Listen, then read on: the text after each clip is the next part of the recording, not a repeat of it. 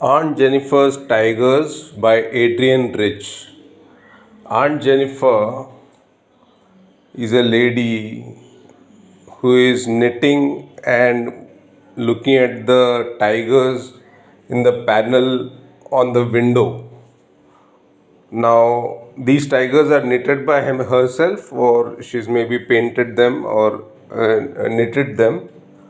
And as she looks out of the window, she sees the men sitting under the tree. And so basically, the tigers are topaz, and it is in a sea of green that these tigers are there, and they are hung across the window. And as she looks outside the window, she can see the men sitting under the tree, like William Tell. So, Aunt Jennifer is a character portrayed in the poem written by Adrian Rich. Adrian Rich has written 19 volumes of poem over her life, and she led a wonderful life. She was privileged to have been able to publish them. Not everybody is able to publish the poems that they write, and she had a perspective on gender and power and creative expression.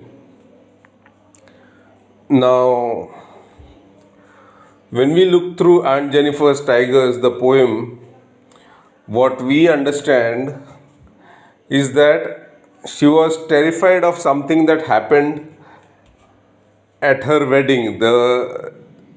She says that she's still under the ordeal of, she has mastered the ordeals, but she's still under the massive weight of Uncle's wedding band.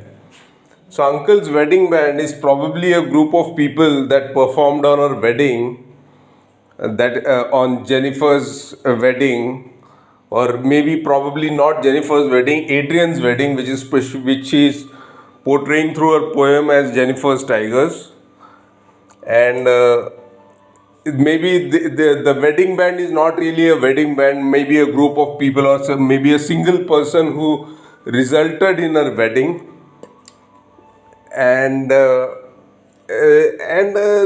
Adrian Rich is expressing that she has still not overcome the fact that Uncle's wedding band, such a beautiful wedding band existed. She has not overcome the fact, and that is why while she's knitting, she finds it very hard to pick the ivory needle, and ivory needle is significant of riches. Not everybody has an ivory needle to knit their sweaters or panels or topaz tigers on denizens of green. So basically, she's talking about her uncle's wedding band, and she talks about the men in the green. She says that the uncle's wedding band is, she says that they are not afraid of the men in green. So basically, it talks about the oppression of the masters in the times that she lived in. And she's, from a gender perspective, she's a very strong lady. She's mastered the ordeals that she's gone through in her life, in her married life and otherwise. And even when she's talking about the ordeals that she's gone through in her married life, maybe Adrian has a kid, Adrian has a husband, she looks up to them, she has a kid, she looks up to her son. So these are coming from the gender perspective. She knows her son is a good person, she knows her husband is a good person, but even then she's going under an ordeal. And why is she going under an ordeal? Because of Uncle's wedding band. And what is Uncle's wedding band? Uncle's wedding band is not a band that you put across your wrist, or a band that she's knitted with her ivory needle. Uncle's wedding band is a group of people who were present at her wedding, at Aunt Jennifer's wedding, or a particular wedding, and she still can't get over it. She still can't get over the songs that were played at Aunt Jennifer's at Uncle's wedding band. And Uncle was probably the most important person in the wedding band, So she still can't get over the fact that Uncle brought such a wedding band and performed in such a manner. So basically, and there are only three paragraphs in the poem. The first paragraph talks about the colorful paneling that was done with the tigers and in the green. So she remembers the tigers in the wedding band, She remembers the great people. Maybe they were all from the family in the wedding band. Everybody was from the family. And she remembers the great people in the wedding band. And it's not Jennifer, it's Adrian speaking for Jennifer. And maybe Jennifer is a person who's known to her, and she's talking about Jennifer's how she's mastered her ordeals over a period of life while she remembers Uncle's wedding band. And while she's knitting, she finds it hard to knit as she remembers Uncle's wedding band. She can't even get over the fact that such a wedding band existed, and now she's undergoing such an ordeal as a woman in life, as she lives through life, as she gets old, as she becomes older in life, and as she has to undergo the oppressions of caste and creed, and the militarism that exists in outside in the world. So basically, the Uncle's wedding band is giving her a sense of solace, but when she thinks about it, she thinks about a grand past which is no longer with her. And that is why she says that the tigers in the topaz still dance amongst the green, because Uncle's wedding band was a band of tigers, and she knows that. And that is why she says the tigers in the topaz dance in the denizens of green. And so basically that's the first line, and the second line is about the ivory needle, and the third line is about the ordeals that she. The third paragraph is about the ordeals that she went through, and the second paragraph is also about Uncle's wedding band. So this is basically how the characters are set in the poem. Now a little about Adrienne Rich. Adrienne Rich is one of the most famous, not so famous. She published 19 volumes of poem, but when she published 19 volumes of poem, she was not published in national textbooks at that point of time. But now she is, so she's famous now. But she lived in a century, maybe hundreds of years ago. Not maybe hundreds, maybe 100 years ago. And it's also contemporary because even in today's life, like if you've seen there's a movie called Monsoon Wedding. If you see Monsoon Wedding, it's all about the ordeals of a wedding that come to the fore at the time of the wedding. So that could be an indicator of Uncle's wedding band, Or you could see, if you see any Hindi movie like Sajan, you will find any love story for that matter, where there is a conflict of interest between the married couple and the other people, So it comes to the last moment when they get married. Until they get married, they are not sure whether they are going to get married or not. So that could be an indicator of Uncle's wedding band. So basically, she's proud of the tigers sitting in the topaz, the topaz tigers in the denizens of green, and she's proud of the uncle's wedding band, and she says that she's mastered the ordeals of life. And ordeals of life meaning raising her kid, looking after her husband, looking after the her house. But as soon as she recollects uncle's wedding band, she can't even lift her finger to knit a panel, So that it's that heavy. And uncle's wedding band is supposedly, I think it is one of the set of most powerful people amongst her in her family who sung at uncle's wedding band. And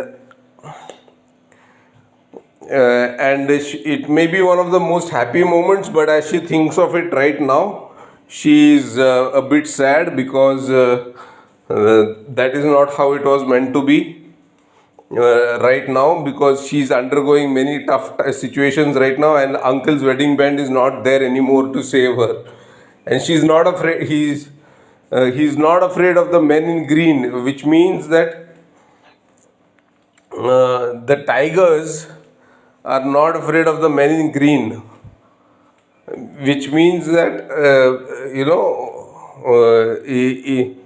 in the farm there are men in green. So basically, the panel is on the window, and as the panel flutters on the window, it's not afraid of the men who are sitting outside. If a real tiger in real life comes across men, either the men would be afraid or the tiger would be afraid. Most probably, tigers don't fear anything, so tigers won't be afraid. It would be the men that would be afraid. So, coming from a gender perspective and a creative expression perspective, I've explained the creative expression perspective in the earlier part of this lesson, and now I'll come to the gender perspective. There have been many books. I'll recommend a book. There's a book about autobiography of Baby Kamble.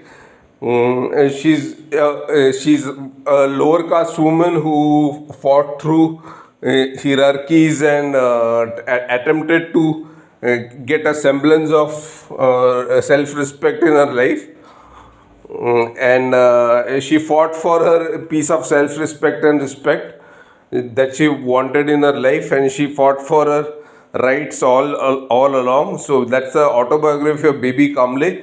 And from a gender perspective and power perspective, the lady of the house finds immense power in uncle's wedding band, men in the green, and the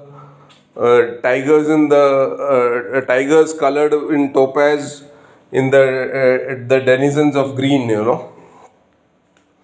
So it's not that she just finds power in tigers. She also finds powers in the men in the green. She says the tigers are not afraid of the men in the green because they are just fluttering on a panel. She's not afraid of the men in the green. She loves the men in the green, and she finds power in them. She finds power in the tigers. She finds power in the uncle's wedding band. It's just that when she recollects them, she finds a weight of sorrow because she is no longer amongst them. She finds a weight of sorrow in herself because that phase of life has passed away. She's old now, and she's just knitting. And so that is the gender and power perspective that I have. And Adrienne Rich is a militarist, a poet that lived in militarist times. She was born in Baltimore, Maryland, USA. She is widely known for her involvement in contemporary women's movement. As a poet and theorist, she has published 19 volumes of poetry, 3 collections of essays and other writings. A strong resistance to racism and militarism echoes through her work. The poem Aunt Jennifer's Tigers addresses the constraints of married life a woman experiences. Aunt Jennifer's tigers prance across the screen, bright topaz denizens of a world of green. They do not fear the men beneath the tree, they pace in sleek, chivalric certainty. Aunt Jennifer's fingers, fluttering through her wool, find even the ivory needle hard to pull. The massive weight of Uncle's wedding band sits heavily upon Aunt Jennifer's hand. When Aunt is dead, her terrified fingers' hands will lie, still ringed with the ordeal she was mastered by. The tigers in the panel that she made will go on prancing proud and unafraid. So that's the poem Aunt Jennifer's Tigers. So basically, as I explained earlier, there is a general misconception that the textbook writers have written saying that the poem Aunt Jennifer's Tiger addresses the constraints of married life a woman experiences. It's not the constraints of married life. It's not the constraints of married life that a woman experiences. In fact, she's celebrating life. She's celebrating life like anything. She's celebrating the tigers in the green. She's celebrating the men under the tree. She's celebrating Uncle Band's wedding band. But the very fact that she's mastered all the ordeals in her life, and she's gone through many ordeals in her life, and the very fact that the ordeals in her life continue and she is unable to forget her memories, still rest with the tigers, still rest with Uncle's wedding band, still rest with the men in the green. So she finds it very heavy, very difficult to lift the knitting needle because she is weighed by the sorrow of the fact that her life has been reduced to a knitting needle and a sweater in her old age, while she remembers all these beautiful things that happened in her life. Yeah, so that's it. Thank you so much.